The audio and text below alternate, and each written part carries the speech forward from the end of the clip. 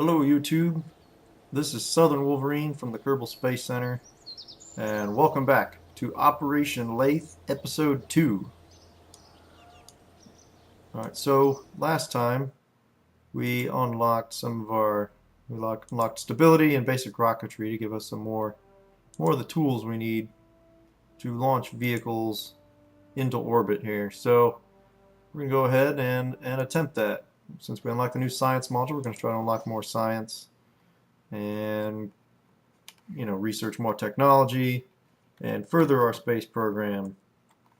It's going to be a while before we can even think about making attempts at other planetary bodies besides the local system, which would be the Moon and Kerban and Minmus. For now, basically all we're going for is trying to get into orbit and use our new science capability to do some more research. Alright, so now what I'm going to do here is I've got the pod. Now I've got these stack decouplers, so I'm just going to stick one of these right underneath the capsule so I can just detach the capsule, have it land on its one chute, and I can just forget about the rest of the rocket.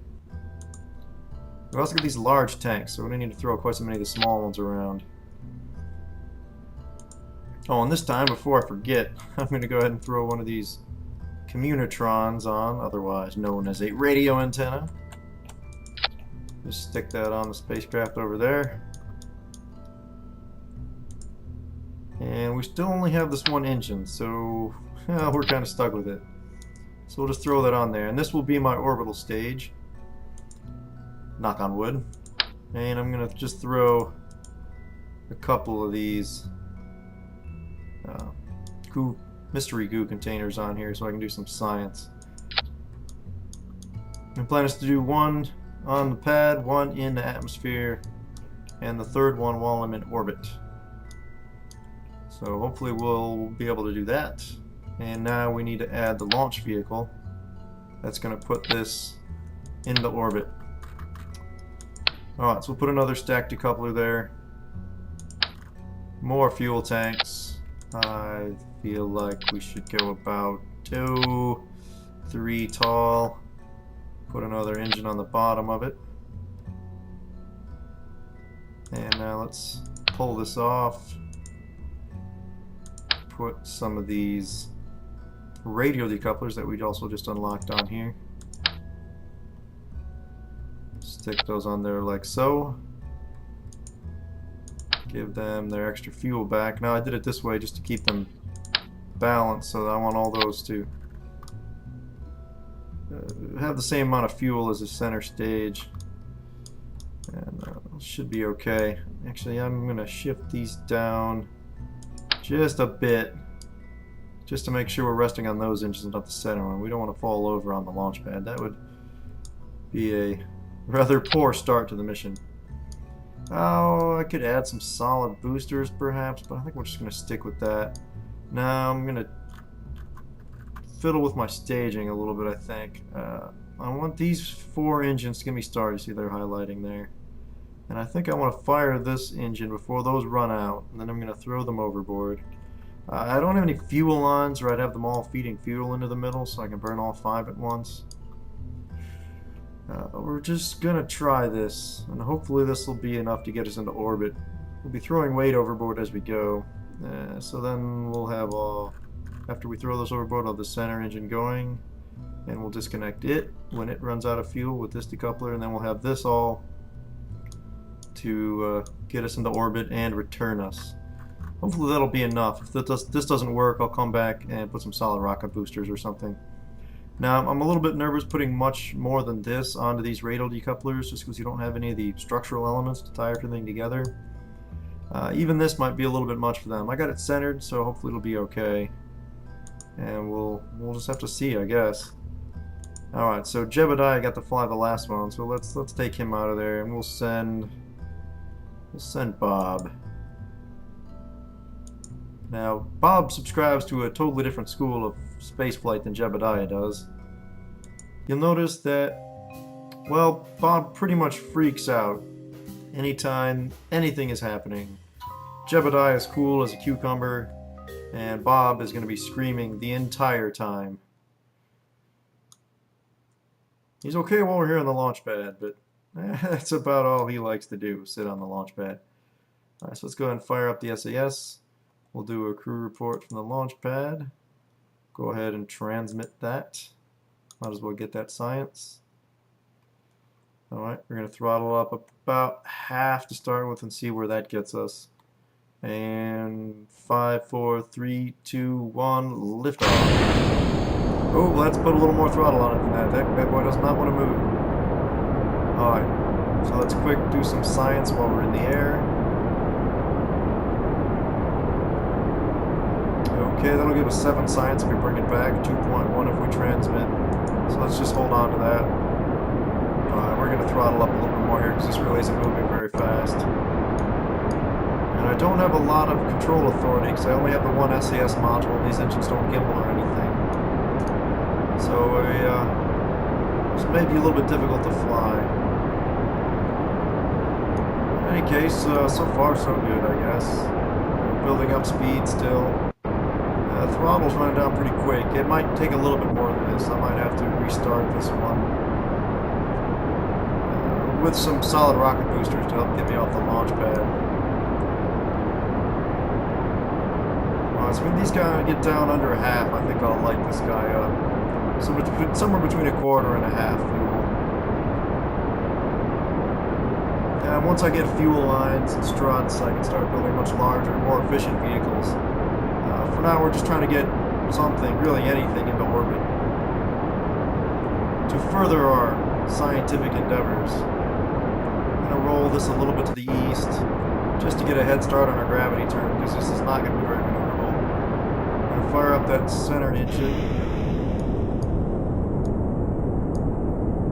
and throttle down a bit so that we don't get too much speed built up. We don't want to, you know, be wasting energy heating up the atmosphere, essentially. Alright, so now that we've got some altitude, we're getting out of the mesosphere, the steep part of the atmosphere. And we're going to tilt over to about 45 degrees and throttle up.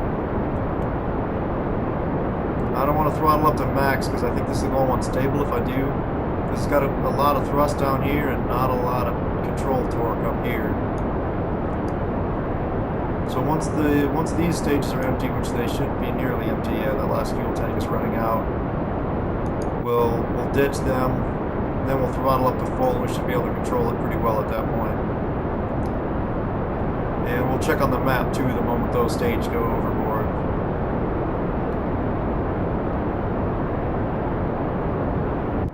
Alright, see you. Thank you for your help. And now let's see how we're doing. Alright, let's bring the nap all up there. Oh, we're actually doing reasonably well. We might get into orbit pretty handily here. So let that get up to 80, 85-ish, and we'll hit X to cut the throttle down to 0. Okay. All right. So it looks like we're going to make orbit here, and possibly with fuel to spare. Now let's see about doing some high atmospheric mystery goo research, see if it's different. Alright, there we go, mystery goo observation of Kerman's upper atmosphere. That's worth another 7 science, so we'll hold on to that for the moment. And what we're going to do is we're going to fiddle with maneuver nodes now, I think. We didn't do it in the first episode because I wasn't thinking I was going to make orbit anyway. So we'll just click on the orbit there, drag this bad boy out, and see what kind of burn we need to circularize this orbit. Alright, so we do need about 1,000. That's not quite circular. Close enough for our purposes. It's an orbit, nearly circular. It's going to be 1,000 meter per second burn. And it's estimating 50 seconds. I think that might be a little bit on the high side.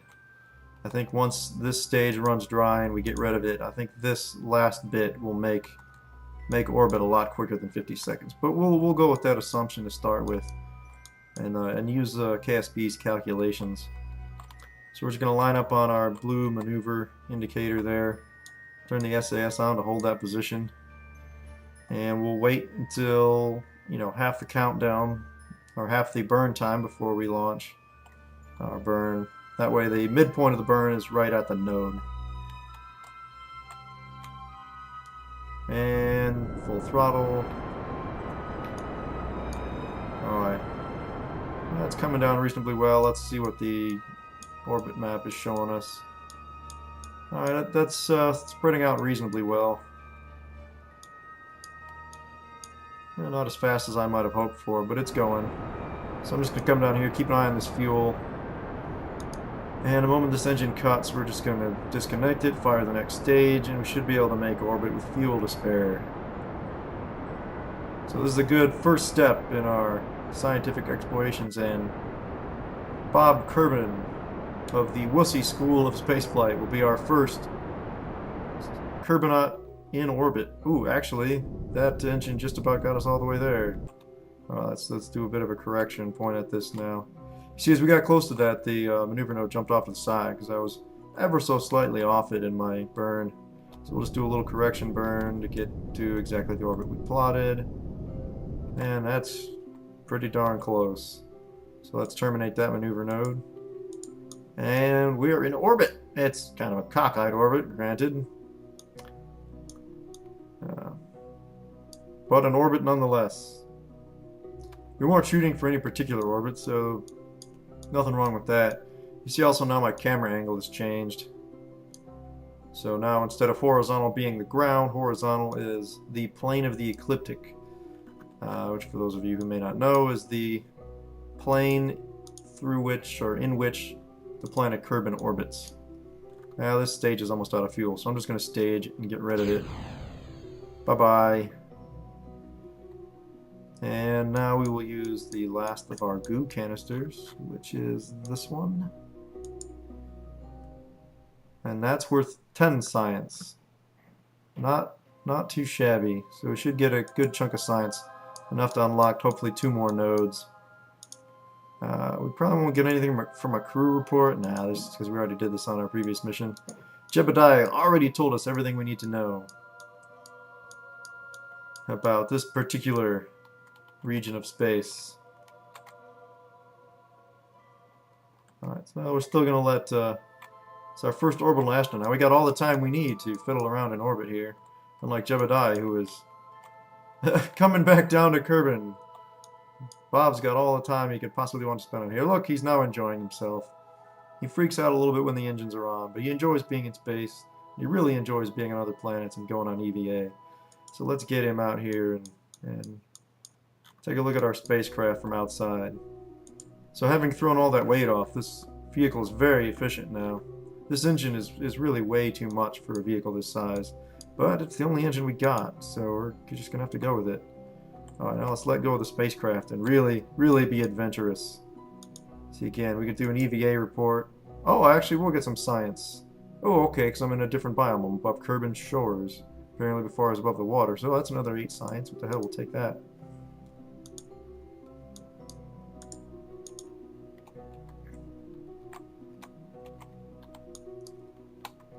Hello, Mystery Goo. How are you doing? Alright, so let's collect the data from here. Alright, we're just going to go ahead and remove these data so that when we get back into the command pod, we'll have that data.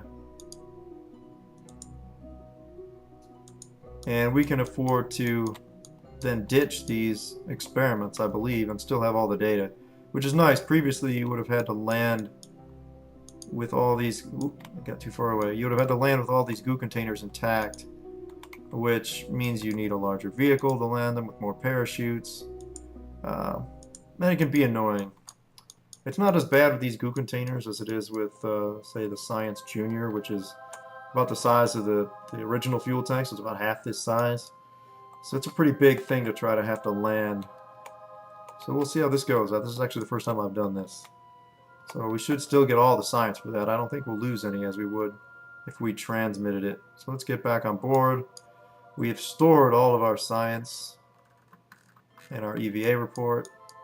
So we're doing good. So I think what we'll let Bob do is we'll let him do one orbit. And we'll try to deorbit him in the general vicinity of the Kerbal Space Center. So we'll just fast forward through one orbit. And 50 times is as fast as we can go. So, well, whatever.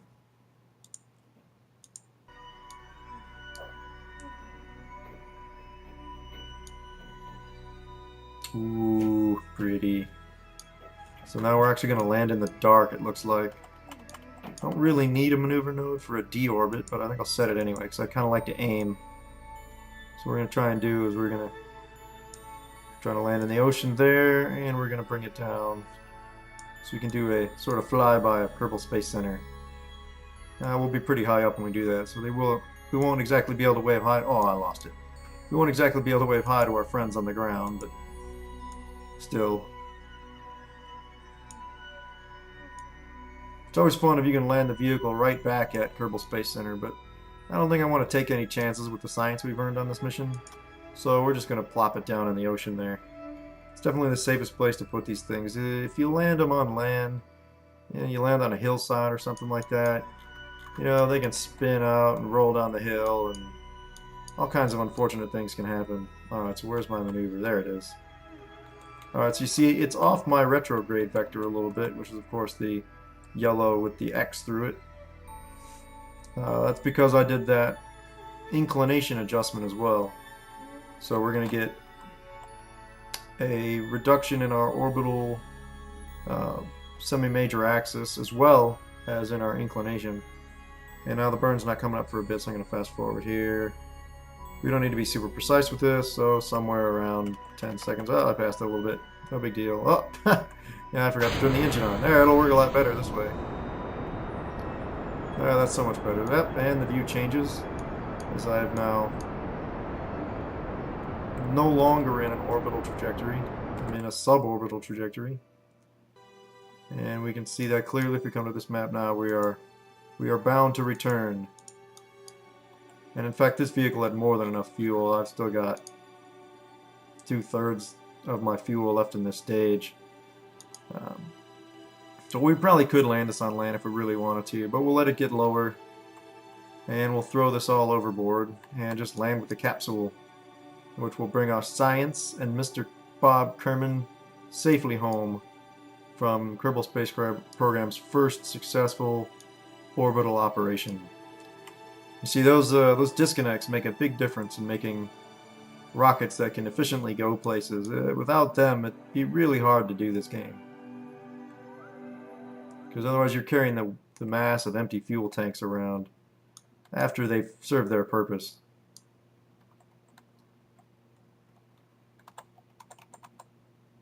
Alright, we'll let this come down. Alright, we've passed over these islands now, so we're in no risk of hitting them. There's Kerbal Space Center. Hi, guys. Alright, that's good enough. Farewell, stage. And now it's just Bob and his capsule coming home. Hopefully from this mission we can earn enough science to get some landing legs, lander engine, and if we're really lucky, some solar panels. And that will enable us, hopefully in the next episode, to attempt a landing on either Minmus or the moon. And we can get some good science by collecting surface samples there. And that's a way to get science a lot faster, which is good because, of course, the science tiers become more and more expensive as we go up the tree.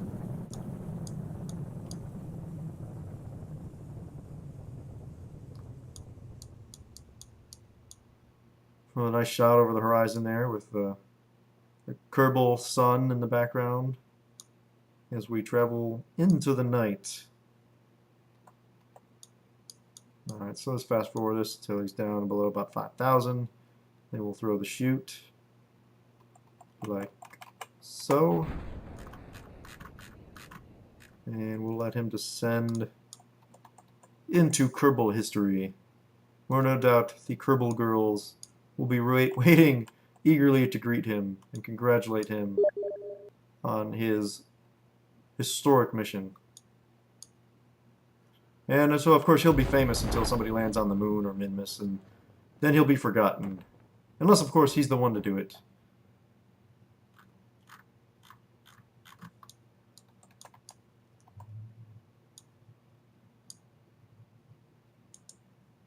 That's the way it goes. Everybody remembers Neil Armstrong, but not that many people remember the name of the first guy in orbit or the second man on the moon for that matter, or the guy who flew the command pod. You know, it's all about that famous moments, those famous moments, you know, where somebody makes a great quote, you get a famous picture taken, and people remember those. The normal heroes of spaceflight don't always get credit.